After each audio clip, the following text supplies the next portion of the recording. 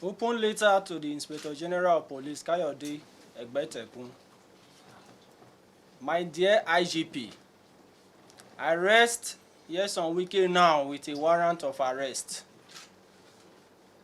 I want to begin by saluting your continued service of our country and that of the very many gallant officers of the Nigerian Police Force who daily stay awake to keep our nation safe. However, I want to add my voice to that of millions of Nigerians who are incensed at some recent development in the polity, which require your urgent attention. That is, with respect to the recent open threat by the Minister of the FCT, Nyesom Wike, who happens to be the former governor of Rivers State, to set fire to other 12 PDP governors while attending a called Bad Congress of the PDP in Port Harcourt on Saturday, 31st August 2024.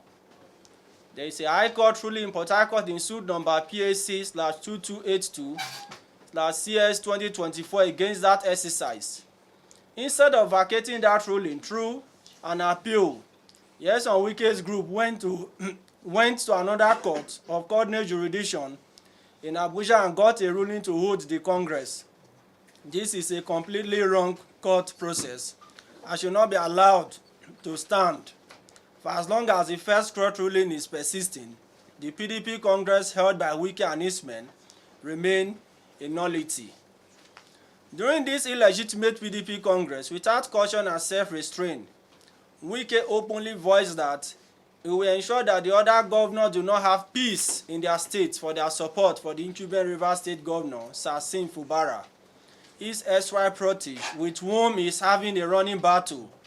In his words, now trending in Nigeria, just in case your men did not inform you, and I quote, "Let me assure all of you, not while we live will anybody take away the structure of PDP from us." But let me tell people, I hear some PDP governors who say they will take over the structure and give to somebody. I pity those governors because I will put fire in their states. After many attacks, he continued, "Whether you are from Bauchi, I don't give a damn. Whichever state you are from, as far as I know, that you are trying to put your hand in Rivers State, your hand will get burnt and you will never sleep in your state." End of quote. My dear IG, at well over 97 years of age and having held various positions in government, including being a minister of over 50 years ago, I am shocked that a public officer who is an appointee of a serving president can descend to this level. When we worked under General Yakubu Gowon, GCFR, in the Federal Executive Council, the code of conduct which we were expected to keep, especially as it pertained to being instrument of public order, was at the highest level. A flagrant disrespect on the person of President Bola Ahmed Tinubu, GCFR, who appointed him, and a threat to public peace. As it stands now, Wike as a lawyer should have known better, as one who has been in the same profession for more than offenses that can be committed is to incite anarchy and threaten constituted authority of the state. To you, Chief Dr. Edwin Clark, OFRCON. Thank you. Thank you. As I said earlier, I'm not in good condition of health, but I managed to produce this address, and you will remember on the 24th of May this year, I addressed a letter in this hall, open letter, delivered to the Inspector General of Police to see that government policemen, public officers were not being used illegally in supporting Wike and his men. Up to today, I've not had anything from him, and I still believe that he has not changed.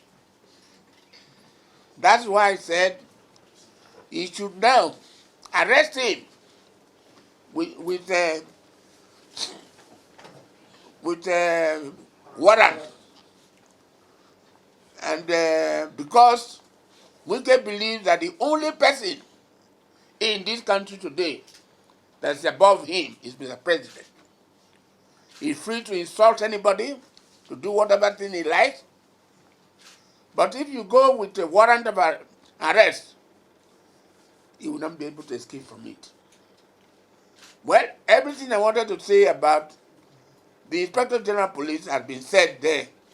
I'm calling on him, a very respected, intelligent officer. He has all the qualities to be one, to step out in the interest of this country, not to allow personal relationship to undermine the Constitution of Nigeria, which Wike has breached. And nobody is talking to him. Mr. President took an oath to defend this Constitution.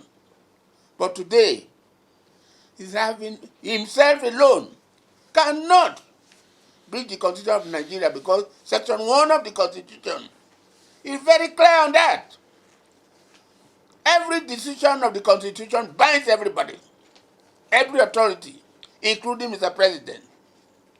But for him today to run a blind eye and allow one of his ministers to make a mess of this country, today ministers that have been automatically removed by the Constitution by moving to APC are still parading themselves as members of the House of Assembly, with the Speaker acting, harassing the governor, taking him to all sorts of courts.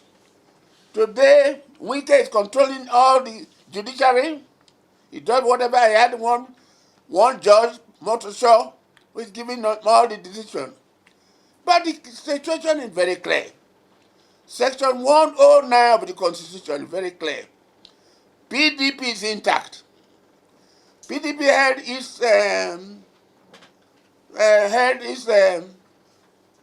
next meeting on the 18th of April.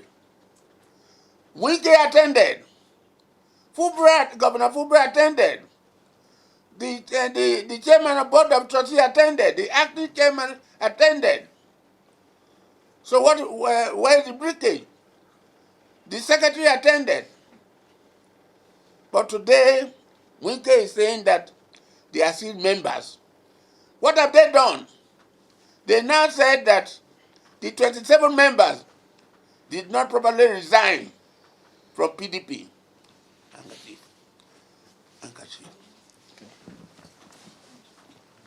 Did not properly resign from PDP. Therefore, they were still members of the House. It is this case of retaining these people as members of PDP that they wrote a letter to the Court of Appeal, counteracting the one written by the legal advisor of the party. What a devious fellows. Wike is already dancing naked in the marketplace, with one leg in APC, with the other leg in PDP. But he had failed and will be consumed. Could you imagine? Wike recently insulted the members of the board of trustees, started with the chairman,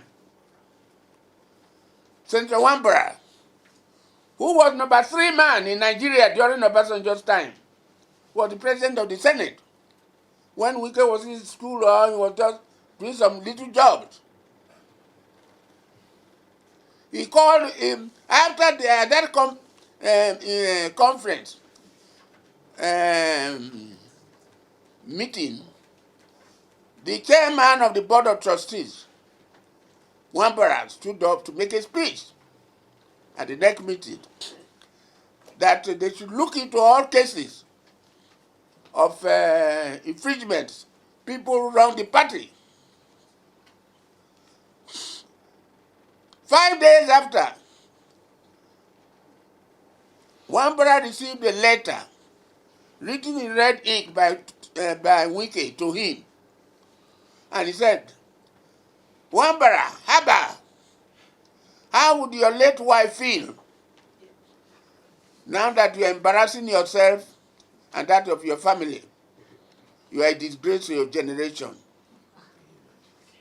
The River State issues matter will consume you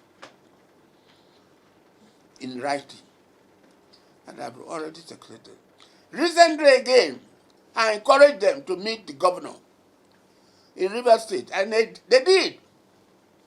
About 12 of them, past governors, past senators, and so on. They were all there, and it was agreed that the board of trustees should try everything to bring them to bring the party together. Wike said he will never attend any meeting of the board of trustees. They are pariahs, and so forth, abusing everybody. And some people have been saying that, oh, there should be a reconciliation committee. To do what? To do what? So I thought Wike has gone beyond. He has something else about this structure. Whether his own structure is money, he's stored in River State, which he must protect, or something else. Otherwise, as properly explained by Chief Ada George, he spoke to me that he was, as I said in paper, that he was a member of Okilo's government, the first civilian governor. When Okilo left, he became the governor, and he inherited the structures. When he left, Odili was his deputy. He handed over them to him. But meanwhile, Warning Bata came, as I explained in my paper, that Wike should be taken as the chairman of Obiakpo Local Government Council because he was working very hard as a sergeant bail lawyer there, collecting rents. And it was made by Odili because he couldn't make it before the coup took place. Now, this same man was handed over the structures to Amechi. Amechi then Wike became Amechi's chief of staff, who took over the structures when Jonathan and his wife imposed Wike on our people as governor of River State. So he is saying now that he will protect these structures until his death. But he had earlier told us that the main reason for keeping the structures is because he wanted to give, President Tinubu to win in 2027. If he's saying that he will change the structures until he's dead, it means there's something more than that. That's why I'm calling on the police, Inspector General of Police, to investigate. Nobody is above the law. Otherwise, Nigeria will soon be facing additional trouble. The youths of those 13 states are not going to keep quiet and allow Wike to burn their states.